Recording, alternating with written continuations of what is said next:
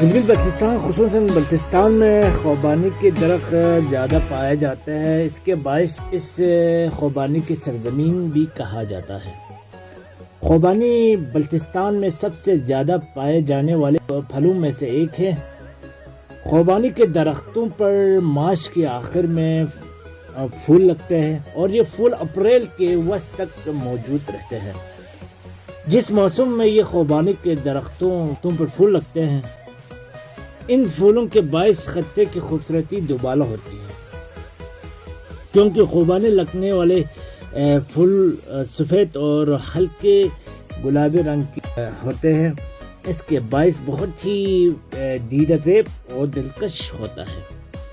بلتستان کے تمام اضلاع خصوصاً وادی کھرما میں لوگوں کے ذاتی باغات کے علاوہ کھیتوں میں حد نگاہ خوبانی کے درخت لگے ہوتے ہیں اور ان پر خوبصورت پھولوں کے باعث علاقے کی خوبصورتی میں ناقابل بیاں حد تک اضافہ ہوتا ہے۔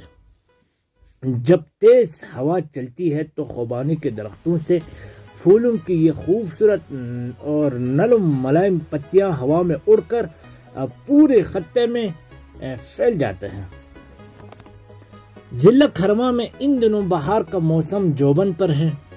خوبانی، چیری اور بادام کے درختوں کے پھولوں کی پتیاں اڑ کر علاقے کو مہکا دیا۔ کھیتوں پر کھلتے مختلف رنگوں کے پھولوں ماحول میں خوشبو اور تر و تازگی بکھر رہے ہیں۔ پھولوں کی کھلنے سے نہ صرف ہر طرف رنگ بکھر گئے بلکہ دلکش وادیاں طلسماتی منظر پیش کرنے لگے۔